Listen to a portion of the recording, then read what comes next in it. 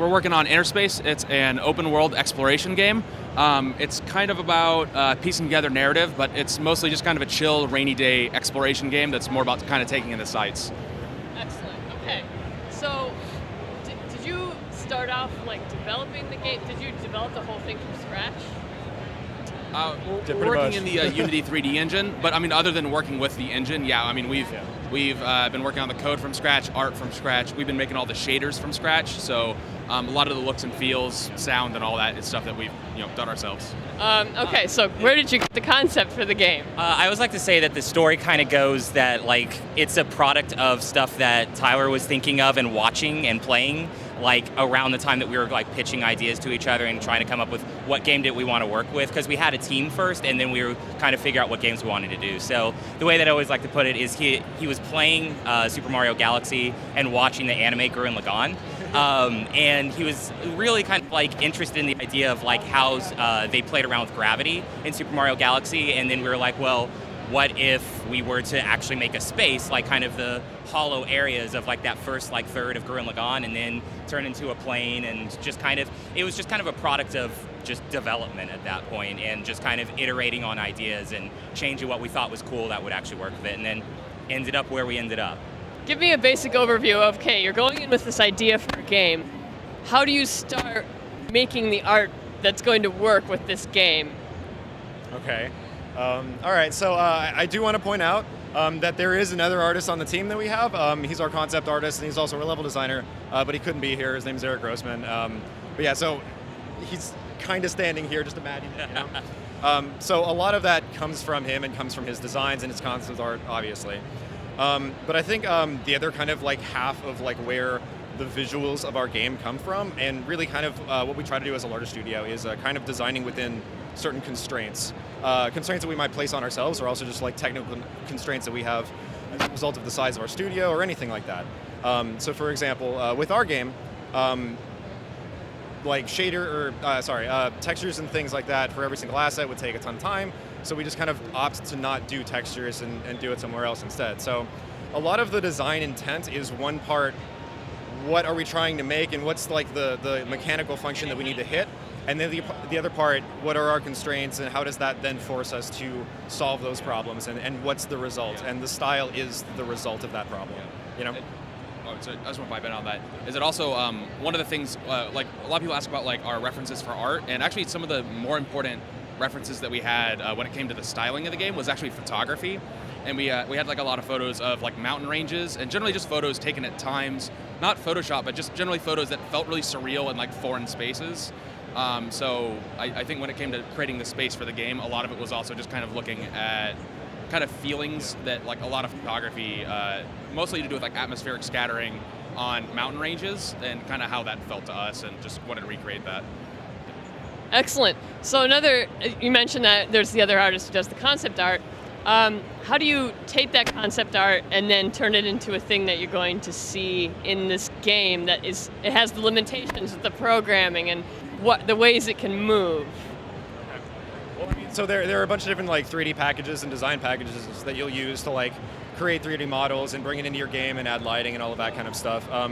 But I think maybe the kind of like thing that we try to focus on most with this game is something called a shader. So think of it like materials, right? Like glass has certain specular properties, or like matte paint versus glossy paint, those have different properties, right? So the idea is that you can make a mathematical algorithm that can create these different properties, but because it's in a game, you don't have to just follow real rules, and so you can make stylized things, and that's kind of where we find ourselves, you know? So beyond just making the model, and I kind of touched on it earlier with the texturing thing, right?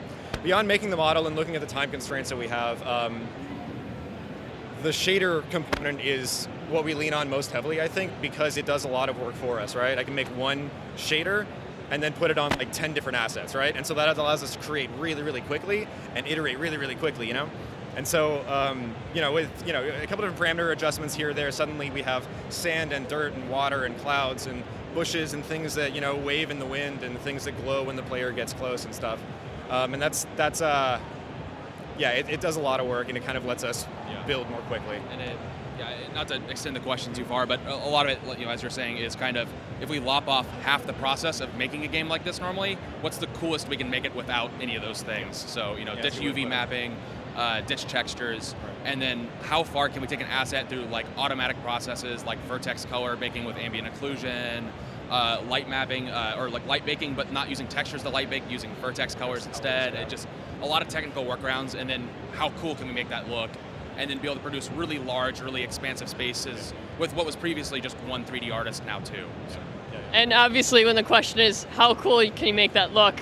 I mean, we're looking at it. Your booth just drew me over and I had to come see what's going on. So thank you very much. I'd like to, before I leave, just ask, what's one thing that you really love about the game? And I'll let each of you, I'll give you some time to think about it. Your favorite thing about the game or the process of making it? You got to throw that wrench in there. The process of making it. Oh man, that's a good question. When you make us pause like that, that's a good question. Yeah. I'm going to say Okay. my favorite part about InnerSpace. We do a lot of artsy things. We do a lot of try to make it look really pretty and sound really pretty. But my favorite thing personally, actually, is the controls for the game. We really wanted to create a kind of arcadey Crimson Sky styled flying game. And one of the things is just like a lot of flying games, you have like very little health, you hit a wall, you blow up. In our case, we wanted to give you a lot of health, encourage players to try dangerous things, fly through small spaces, to explore places and not feel really intimidated by the space itself. So I think my favorite part of the game is generally just kind of this kind of high health pool, encouragement to just do dangerous or risky things, and like just do things that you normally don't get to do in flying games, and I think that's my favorite part. You rewrote the controls like 12 times or something. Like had to get it perfect. It's probably gonna happen like 4 more times before the release. We're like I'm sure. the 5th version of the plane controls. It's Yeah. stupid. It's good though. It's good. It's stupid though. Oh geez. Okay, so I think my answer on this one is gonna be what we've been talking about this whole time, right? Making content within those parameters, right? We're a small team. We've only just recently been able to bring on more help. And as a result, like we had to make a pipeline that facilitated just creating things really quickly. And so that kind of led to really just a lot of experimentation and learning on my part, because I didn't really know a ton about making shaders going into the development of this game.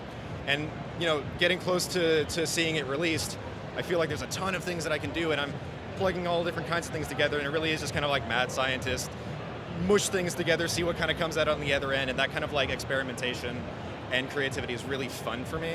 That's what I love about it. It's fun. It's fun to make. I'd say that for me, kind of building off of what Tyler said, is I'm a really big fan of open world games, and that's not necessarily like exactly like what we built, but like the way that I play an open world game is I just get lost in it. And that's really because of the controls that like we've come up with, and kind of, even though it's a flying game, like kind of getting rid of the anxiety that a lot of people feel about flying games, that like if you bank too hard, suddenly now physics makes you fly into the ground. Instead, you can just really just relax and just enjoy the space around, and really take the time to just simply look and see where you want to go and what you want to do. Some of my favorite times of like just playing the game and testing the game as we've been building it have been just when I have a lot of time in an afternoon to just get lost, and then suddenly I just know I've played like the same level so many times, I can go for an hour and a half and then just realize, oh, where'd the afternoon go, so that's probably my favorite thing. Excellent. Okay, thank you very much. And this game is coming out summer of 2017 is what we're looking for. All right, so thank you very much. I work mainly in ZBrush, to Maya, into a texturing program called Substance Painter. All my models go towards making into games, and but this one right here that I'm working on is just a concept, just to kind of show what ZBrush can do. Awesome. So just on the production standpoint, you build these 3D models, Yeah. and then how do you actually get them to work in the game? So what I do is I create these models that have, like this one has 2 million polygons in it. Doesn't quite mesh well in engine. You could probably put one of these in there before your game crashes. So what we do is we take these big models, retopologize them, it's called, where we just slap bigger polygons on top of them, make them a lot lower detail, put a texture map on top of that to make it look high detail, and then we can animate them from there, rig and animate them, and it all works in-game a lot with a lot less lag, so. Okay, can you walk us through show us around this program a Sure. little bit? So this is ZBrush for those that didn't catch that. I like to work with these things called Z-spheres. They're this amazing little dynamic modeling toolkit. You start out with these spheres. They're all modifiable. I can move them. I can scale them up and down. I can rotate them. And what it is it creates hypothetical geometry. You have all these polygons, but it's all only a preview. So say if I wanted to make them look more gorilla-like, I can take and just start scaling the whole arm up. Maybe I'll scale this guy. Just make him really beefy. He's got fat fingers now, but whatever. He's really beefy. And all of a sudden, now we've got this big tanky guy. I could do the same thing if I wanted to make him really skinny, really spindly. I could change every structure about him in like the blink of an eye. From here, what I'll do is I'll start, I'll take this mesh, divide it a whole bunch until it has around 100,000 polygons, and I'll start building up musculature. All right, well, I guess I'll start with the silhouette. So I got the silhouette, what I think I want him to look like, kind of fat, big old tanky guy. I'll start with the musculature. You can see I focus on muscle groups to make sure it looks believable and understandable to the average person. It's very important to get a good anatomy to it. And then, once the muscles are done, smooth it all out, start putting skin details on there, and it happens rapidly. This is about I want to say 9 hours worth of work, and I've been dilly-dallying. I've been working a lot with it's a great concepting program. This is where he was yesterday. I decided I didn't like it, so I just chopped his head off and I gave him a new ogre-ish looking zombie head, and this just happens really fast. So it's really great for working fast, for doing concepts, and then I can bring this right into Maya, make it low res, bring it, or keep it in Maya, rig it, do all I need to do, and boom, he's in the game. Within a month, you can go from where he is now, textured, into the game, animated, and everything. So that is amazing. It's a pretty incredible program. Tell me about the 2 games that are behind you. So we have 2 games, You Got a Piñata and Postal Paws. And you're the developer, the artist for them. What's your role in the 2 games? I'm basically the lead artist for both games. We have myself and we have a technical artist, but I basically make the look and feel and most of the artwork for all the games. And when you're thinking about how you're going to make this artwork, and this artwork is going to be used in animations, is there any special thought process about how you want to make it look in order to work in the game when it's ready? Well, there's 2 different art styles in both games. One is 3D and one is 2D. So the 3D one, you have to be cognizant of how many polygons you can use, especially on a mobile game. The devices aren't super strong, so you have to I designed really boxy characters on purpose because they are piñatas, so that kind of worked out. And for the 2D one, they are designed, what's the word I'm looking for? From the side, and they're broken out into pieces and then rigged with a spline and Unity, if that makes sense. So with the 2D characters, you're walking around, do they also they wouldn't have a back view, they just have 2 different side views, right? Yes, if the game called for a front or side view or a turnaround, we could do that too. You just have to do all the sides, just like in traditional animation. Yeah, just like a traditional animation, you have to design all the different sides. Okay, all right. And between maybe for each game, could you think about what one of the favorite things is that you did or that you drew for it, and that when it's in the game? Well, the piñata one, I think my favorite characters are like the special piñatas we got to do. So we did like a kitsune, which is like a Japanese fox demon, and we did like a penguin with a top hat, and a crab with a crown and stuff like that. For the Postal Paws one, I actually got to put my own dog in the game. You could be a cat or a dog, so one of my dogs is one of the characters, which is awesome. Which character is it? She's Gyoza. She's a mini husky. She rides a scooter. That's awesome. All right, thank you so much. So this is Smuggle Craft. It's a hovercraft racing game with procedurally generated tracks and totally customizable ships. Okay, so and you're the artist for this? Yes, yeah. Do you do all of everything? So I'm more technical artist. So we have a modeler, Dana Huth, who she creates all the track pieces. and also like some of the like ship parts also. But I'm in control of all the color in the game. So I do a little bit of modeling, a little bit of special effects like explosions, smoke, particle effects, and yeah, shaders, lighting, things like that. Okay, so you have you get all the assets, and then you have to make it into a big environment that works with the lighting. Yeah, I had to make it pretty. Like I had to make it not look drab. Does that involve any programming at all? Yeah. So technical art involves just a bit of programming, but it's programming with art in mind. So it's a very different way to approach art. Yeah, could you like explain how that works? So when you're going to go into an environment, what's the thought process? So it's just like, how can I make this appealing? How can I give it juice? Like that's the term we throw around a lot, juice.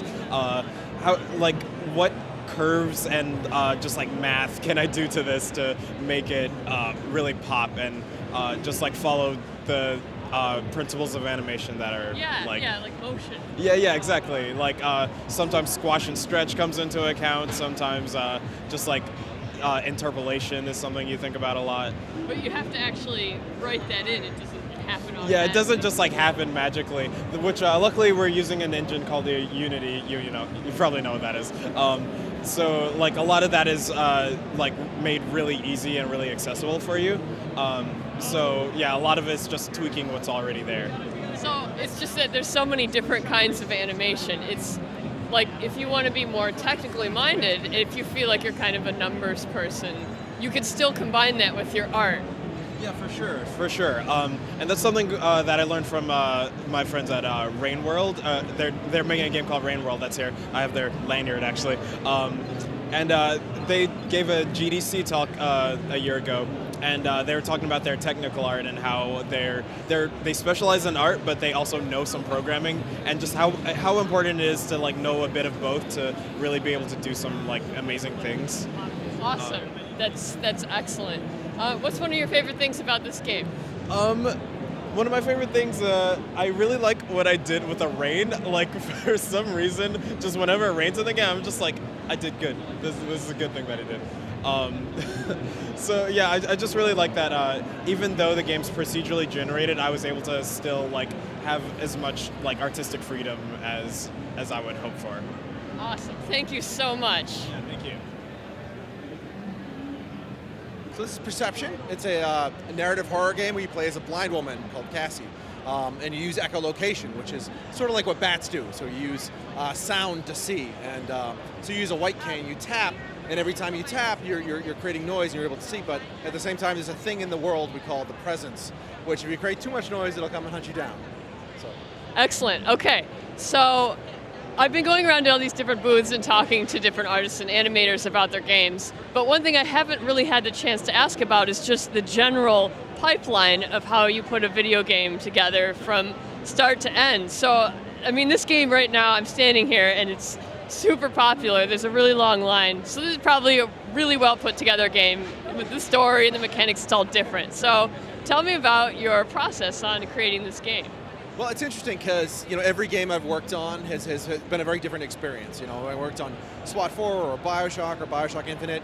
I think a lot of the most successful developers realize that you never really figure it out. You have to learn how to adapt. And so with Perception, I came from a very big AAA developer experience, and then with Perception, we were a much smaller, more tightly knit independent development studio. And so what's worked for us is because, well, one of the big challenges, first of all, has been that we're all remote. So we have people in Chicago and Texas and California, we're all over the place. So using things like Skype and online chat programs is a big help. But so I think as online collaboration has begun a lot better, that becomes a lot easier. But I think that for me, what's most important is to realize again that you're gonna be wrong. Your process is gonna be wrong. Your content is gonna be wrong. And so you have to obviously budget time and money and everything else to make sure you can roll with that. And so for us, when we come to an event like PAX, and we get all kinds of feedback, and then we think, okay, the game's perfect, it's awesome, and we put it in front of people, and they're like, oh, I don't really understand this, and people find one part really scary, and then one part not as scary, and so you're just constantly iterating on that. So that's the biggest thing, is iteration and adapting.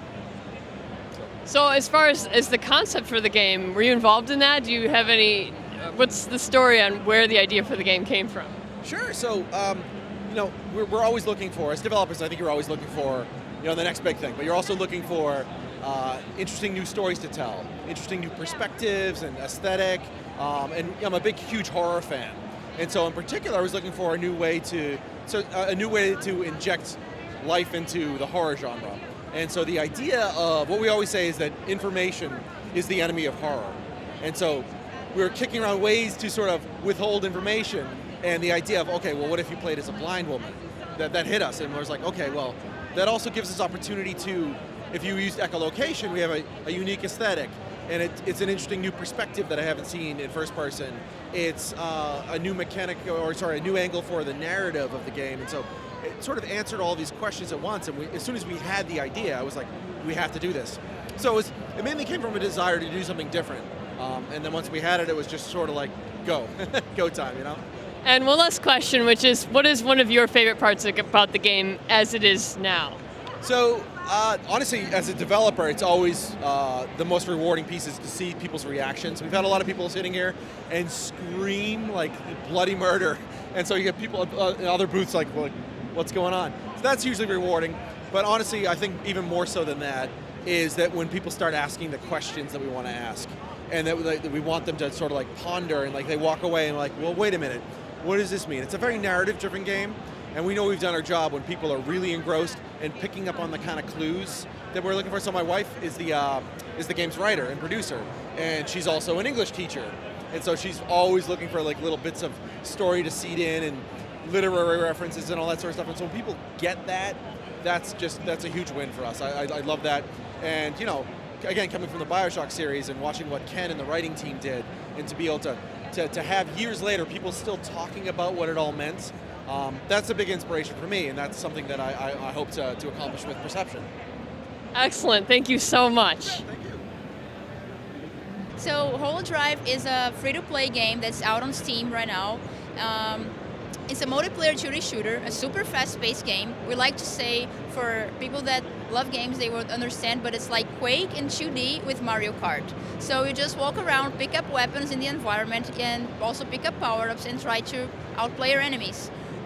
It's up to 8 people playing against each other in one room, either free-for-all or 4 versus 4 multiplayer.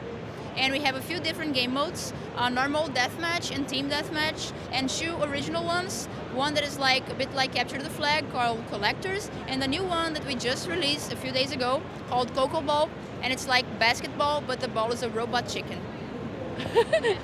Yeah, that's totally normal. Okay, so tell me a little bit about the art behind the game. So what's your role in the game? I'm the kind of like the art director.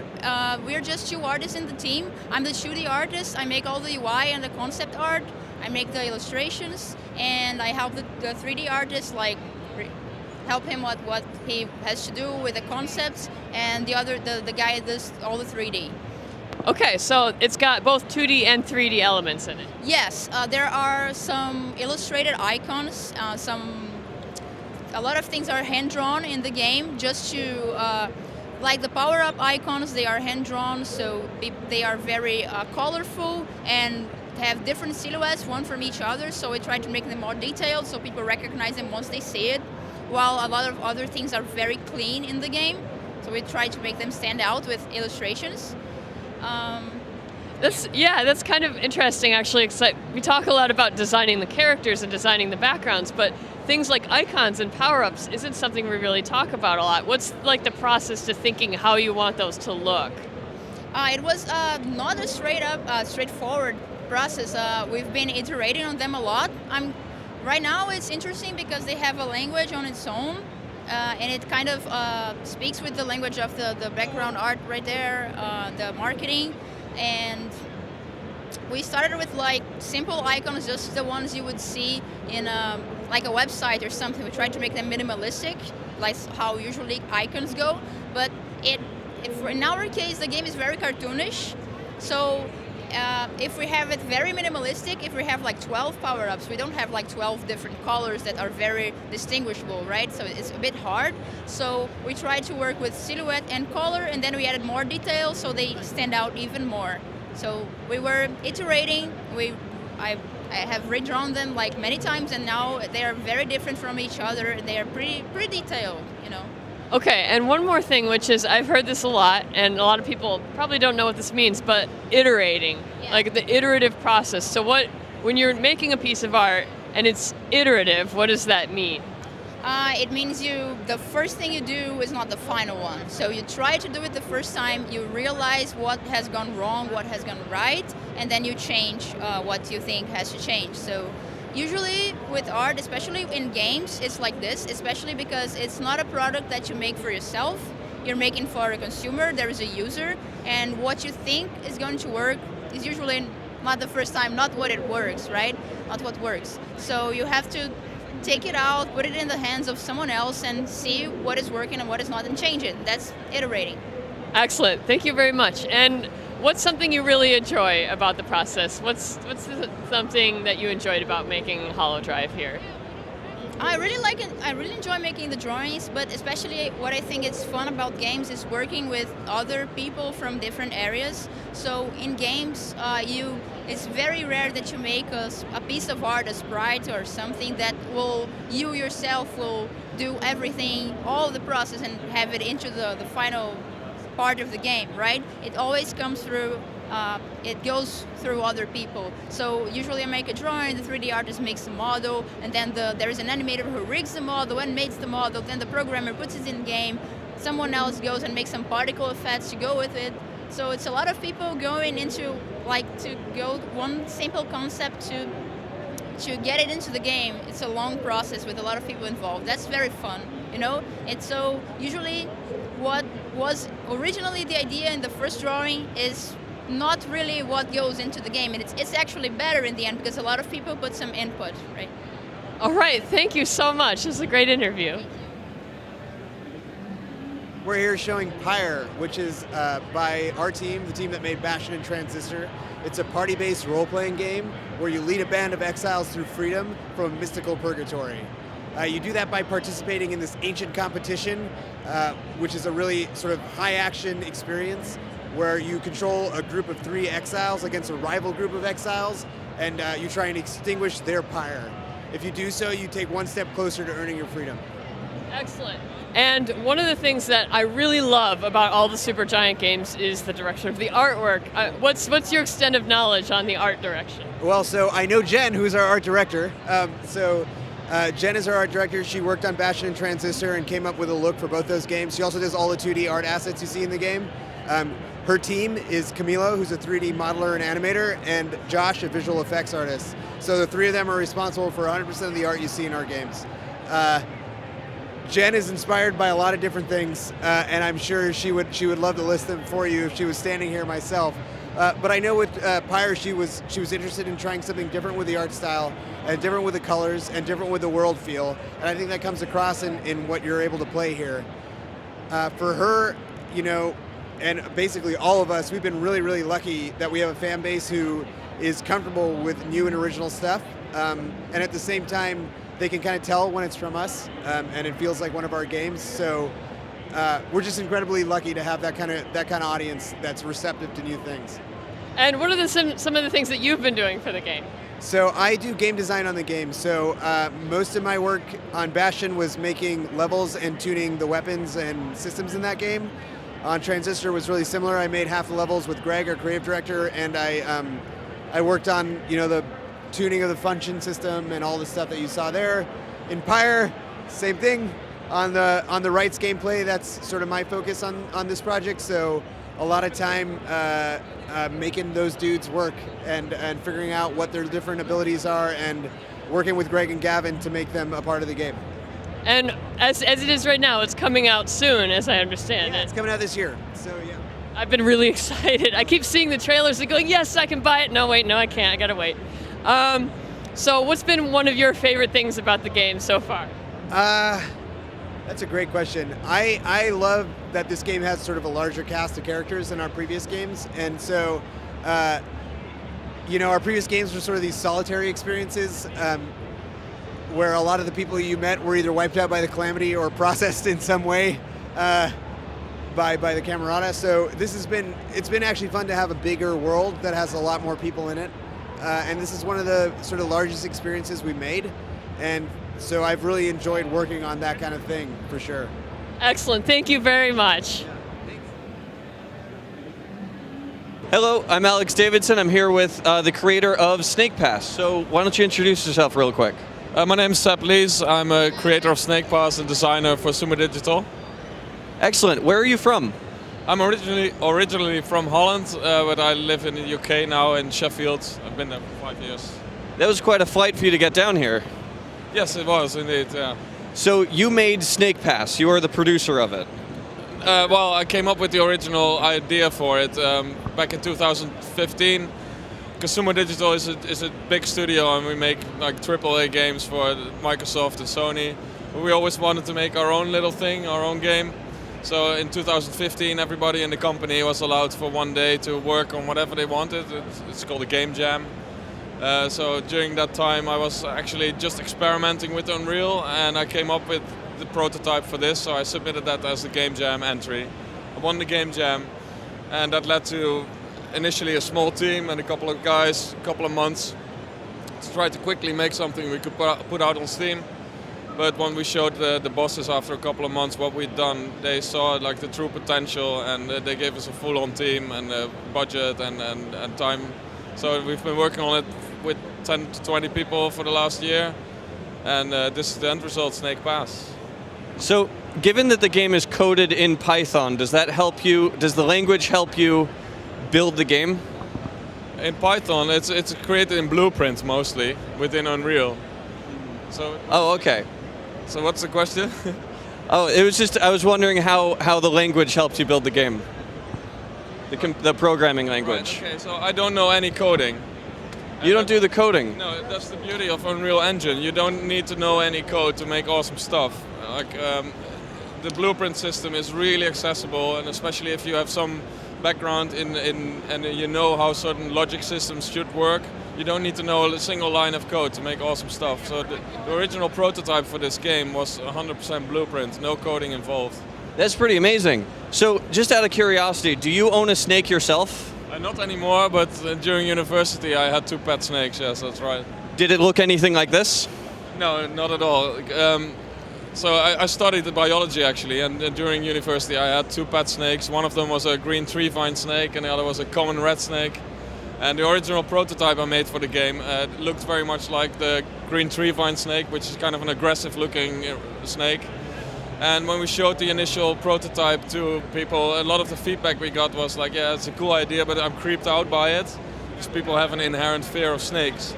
So when we realized that was a serious thing, that was actually putting people off the game, we realized we had to make this like the most cute and lovable snake in the world. So we went through a few iterations, every time trying to make it more and more cute. Now, given that, if I am still afraid of a snake, and I'm still scared of them, is there any chance I could put something a little less scary on top of it, like a millipede? No, at the moment that's not possible, but who knows, in the future, maybe we'll be able to do stuff like that. For now, you play as Noodle. So can you tell me a little bit about the world that the game is built in? Like the world, like the environment that it's in? Right, so it's all... The game takes place on a mountain called Haventor, and the path up the mountain is called Snake Pass. And you are waking up too late. The rest of your friends have all migrated to the top of the mountain to enjoy the sun. And Noodle overslept. Doodle wakes him up, and they try to make their way to the top of the mountain. But once you reach the first portal that normally connects up Snake Pass to the top, you find out that something or someone has removed the keystones from the portal.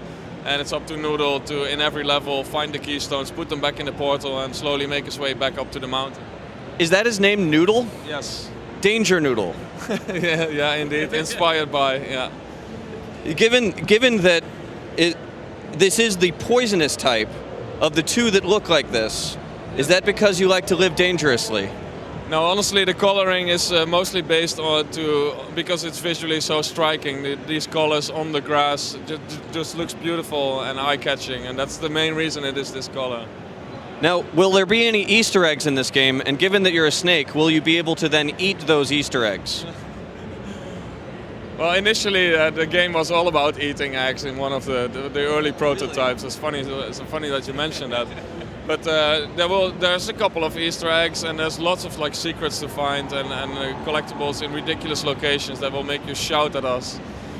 Now, given that there are so many other Snake games out on the market, what makes yours stand out from all the others? Oh, there's so many Snake games out there then. Well, if I just look around, I can see one, there's a Snake right over there. On that one, there's the original Nokia Classic.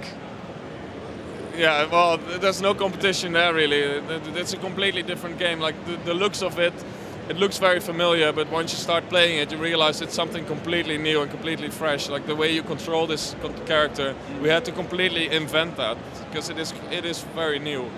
Right. Okay, well, thank you so much for talking to me today. You're welcome. And which game are you working on back here? Actually, it's an Ancient Amuletor here. And what do you do for the game? I'm an animator for this game. I make animations for the enemies and for the characters. So tell me about how, do you have a model that you animate? How does it work? Actually, we have modelers to make the model, and I will rig the models with the bones. We use the 3ds Max, and also use motion builders to create the animation. We will act the motions they will do first, and then we capture videos, and then we follow the videos to make the animations. Oh, so that's very different. You actually act it out. Yes, we will activate. We will act that. Yes. What is one of the things you made some of the characters of the enemies in the games do? What types of motions? You see that big boss, we will do like very strong motions and slow motions to make him feel strong and very, very huge. It's just like that. And the enemies, just like the mummies, they were like a little stupid, but a little, maybe it's cartoony. Yes. Excellent. Thank you very much. What's one of your favorite things about the game? I like the gameplay. I know our game designer is really good to create this kind of VR game. Actually, it's a kind of VR tower defense game. I think it's very new. It's a new idea for the VR games. We're probably best known for Myst and Riven back in the day, and we've got a new game, Obduction, which is why we're here, which kind of is a new title, a new IP, new story, but a very same feeling to those older games. And new technology, yeah. And so, yeah, this game is a VR game. Could you tell me a little bit about if there's been anything different about developing a game to be played in VR versus the other ones you worked on in the past? You know, the weird thing is, somebody was asking me this, it feels like we've always, since we did Myst, have built games that felt real to us in 3D worlds. Myst was done, it was kind of ridiculous, but we rendered those still images that you play in Myst, one at a time. But for us, we were building real 3D worlds, even if it was presented differently. So this is just building the same worlds, just presenting them in a much more sophisticated fashion. And there are, you have to take into account if it's VR, you can't let people fall, and you have to change the way they move a little bit so they don't get sick. But yeah, it still feels like we're just building more and more immersive worlds. I'm so excited about this. Tell me a little bit about building the art for the game and what you know about that. Yeah, well, the process is very similar to what we've always done, and it's because we're focused on doing things that feel realistic. We want people to kind of lose themselves. We pay a lot of attention to texture, and so that's changed somewhat over the years as we've gotten more polygons to mess with, but generally now we focus on mapping tech, going out, photographing real textures and mapping them to places so that our worlds feel like a real place. And I'm not sure I could go in, deeper or less, but it's amazingly satisfying to go in, build a wireframe, take your textures, map them on it, set up the light, and then in the old days, render an image and go, ooh, that's cool as a still. In the new days, put on your VR headset and go, holy cow, I feel like I'm in this place.